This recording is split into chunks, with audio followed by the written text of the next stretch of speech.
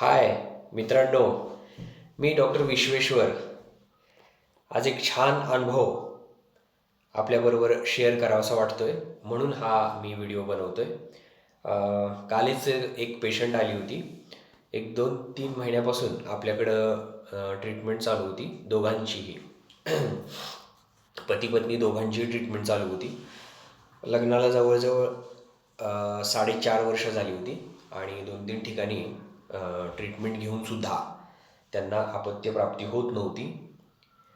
आणि आपण एक साधारण 2.5-3 महिन्यापासून ट्रीटमेंट सुरू केली होती. आणि काल तिला तिची UPT पॉझिटिव्ह आली. म्हणजे तिला गर्भधारणा झाली असं तपासांमधून, लघवीच्या तपासामधून निष्पन्न झालं आहे. साधारण दर महिन्याला असे इन्सिडन्सेस आपल्याकडे घडत असतात.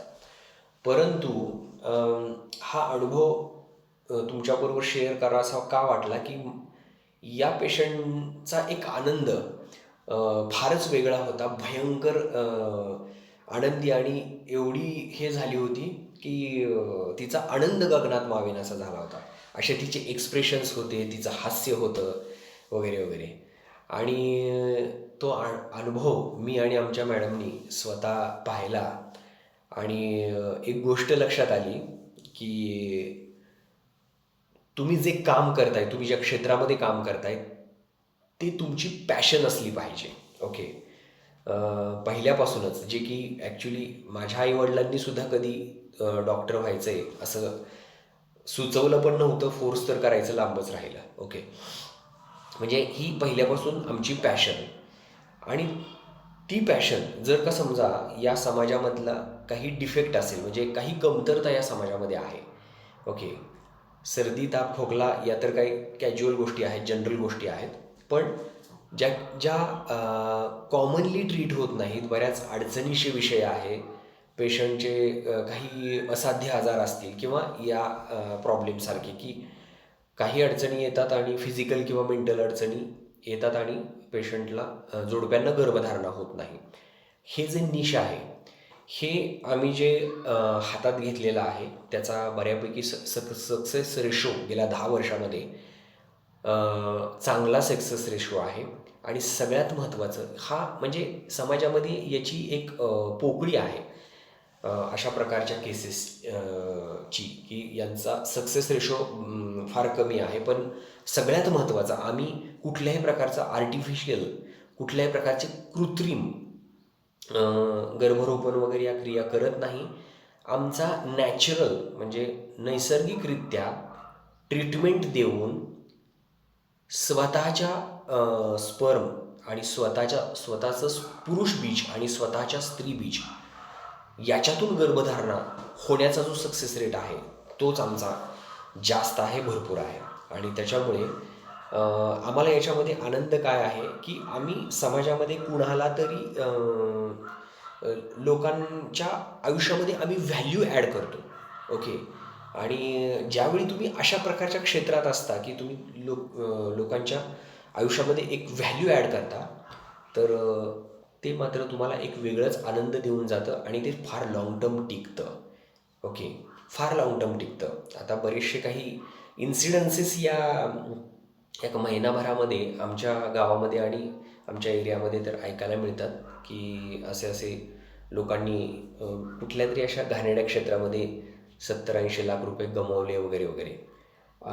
ज्या लोकांनी हा जो प्रकार केलेला आहे, ते सुरुवातीला त्यांना भरपूर पैसे मिळतात. पण ते जे काम करतात त्याच्यामुळे त्यांच्या दुसऱ्याच्या लोकांच्या आयुष्यामध्ये व्हॅल्यू ॲडिशन काही होत नाही. लोकांचं नुकसान होतं आणि त्यामुळे ते जे करिअर आहे ते दीर्घकाळ टिकत नाही. ओके.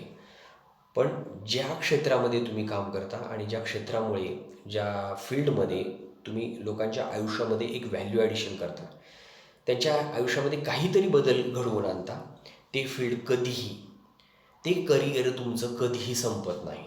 ओके.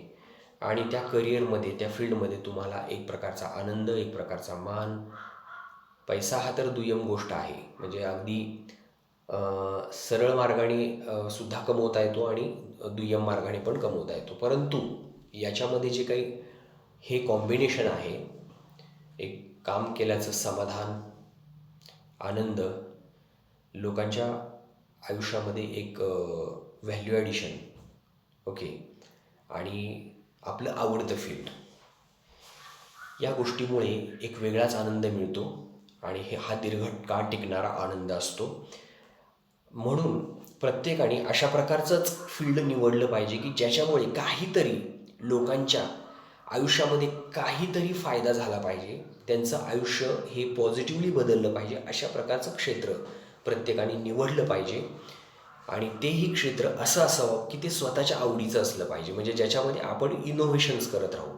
सी, मेडिकल फील्डमध्ये पण रुटीन काम करणारे बरेचसे डॉक्टर आहेत, परंतु वेगळ्या पद्धतीने जे काम करतात त्यांनी खरोखरच स्वतः आनंदाने ते फील्ड निवडलेलं असतं. अगदी पैसे कमवायचं साधन एवढा एकच उद्देश ठेवून ते क्षेत्र निवडलेलं नसतं. त्यांनाच अशा प्रकारच्या वेगवेगळ्या गोष्टी ॲचिव्ह करता येतात आणि म्हणून प्रत्येकाने या गोष्टीचा जरूर विचार करावा. तरुण पिढीने तर विचार करणं फार आवश्यक आहे की कुठलंही क्षेत्र हे वाईट नाही आहे, फक्त त्या क्षेत्राबद्दल तुम्हाला स्वतःची पॅशन हवी आहे, तुम्हाला ते क्षेत्र आवडलं पाहिजे. ओके, अगदी ड्रॉइंग हे चित्रकलाचं एक क्षेत्र असलं तरीसुद्धा त्याच्यामध्ये तुम्ही भरपूर मोठं करिअर करू शकता. कुठलंही क्षेत्र हे वाईट नाही आहे, फक्त ते तुमची स्वतःची आवड आणि पॅशन असली पाहिजे आणि त्याच्यामुळे लोकांच्या आयुष्यामध्ये काही पॉझिटिव्ह बदल घडले पाहिजेत. हे फार महत्त्वाचं आहे आणि हाच मेसेज आज मला तुमच्यापर्यंत पोहोचवायचा होता, म्हणून हा व्हिडिओ मी बनवला आहे. थँक्यू.